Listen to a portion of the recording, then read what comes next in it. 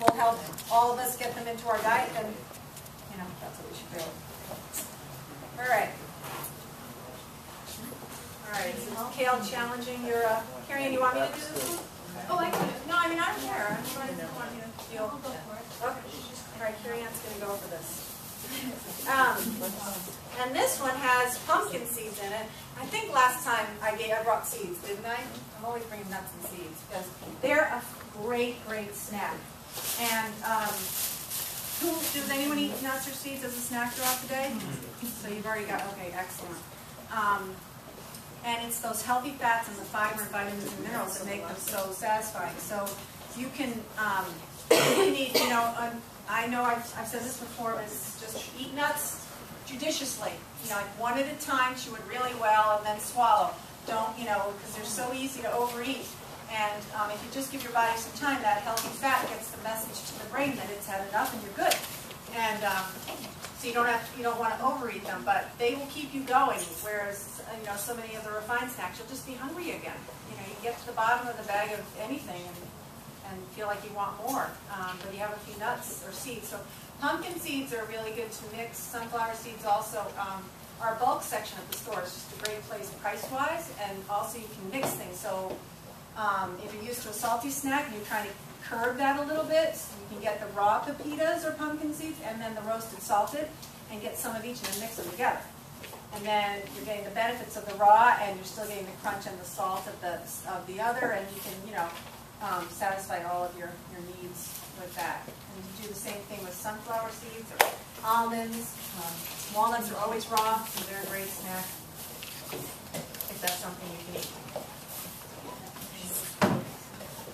We've got the tag team over here right now. Right, You can talk while you're chatting. all right, let's see. So I have some notes here of things I didn't mention to you yet.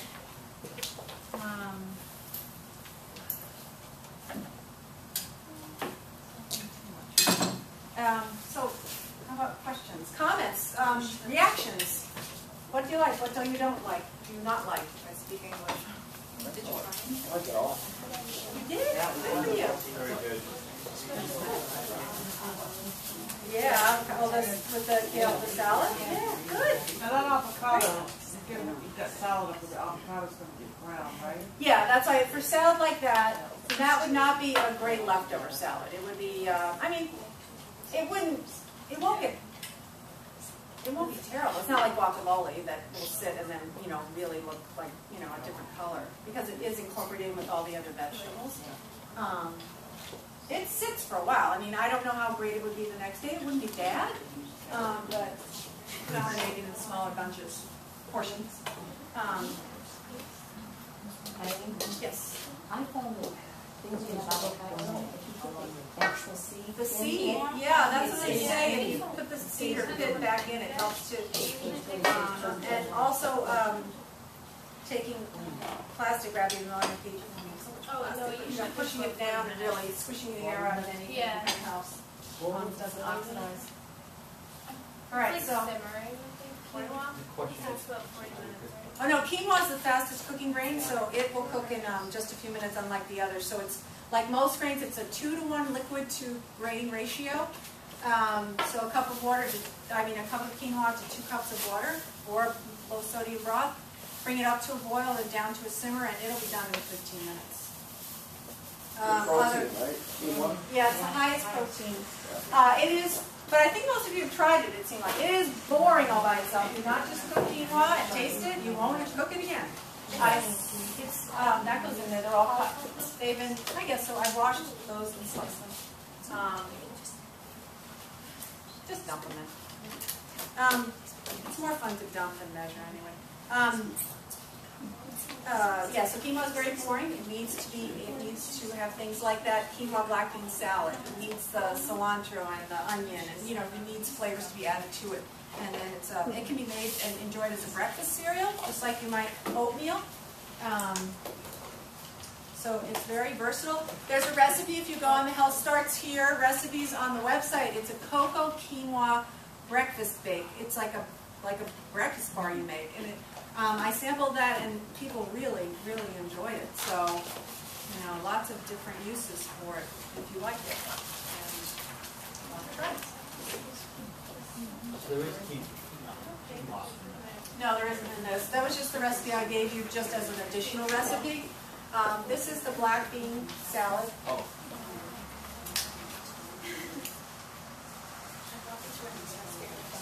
That's okay. Yeah, I know. I saw you, but it's similar. Like, where are they? Now, because this recipe, because you won't, on any of the Health Starts Here recipes, again, that have this logo and this purple topper, you won't see salt as an ingredient ever. But you can, you can add some to your taste if that's what you want. So there's no salt in this, but what I did do was I selected the salted pumpkin seeds just to give it a little bit of a kick. So and again, the ratios, again, you can play. You can do. Never mind. You can. We have this one? No, that was not a service room. I'll get it. Ooh. We're making such a mess tonight. Good thing we brought all those paper towels. Anymore. What's a black bean?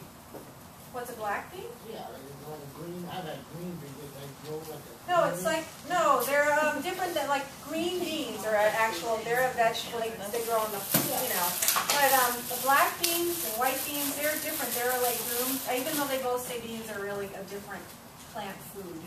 So, again, I didn't bring the can, but, and probably the easiest way if you don't cook beans is, if you don't cook, batches of beans, is to just buy them in the cans. Okay, ready?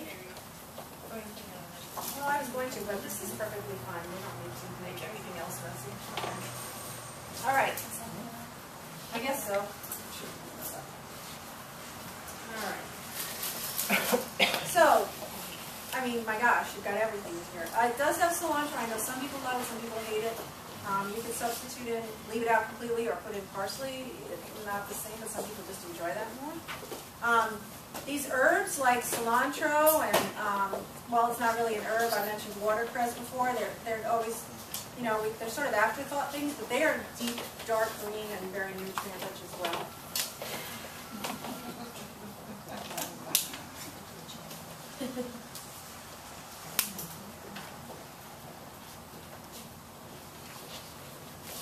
So let's see. So you've got your morning, your snack, your lunch, and then this could be a meal, or it could accompany. This really could be a meal with the beans in there. You've got everything in terms of the different components. But it could be the side for a little grilled fish or grilled poultry or some grass-fed meat.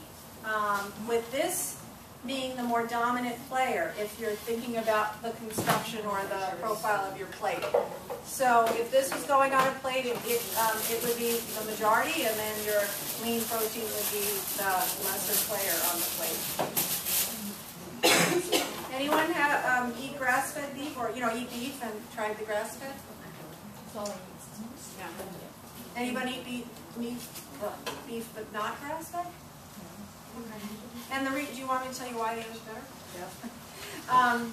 So cattle were designed, their bodies were designed to feed on grass, and when we started realizing that we could produce faster and bigger cattle at lower cost by feeding them grain, that became the dominant source of food for cattle.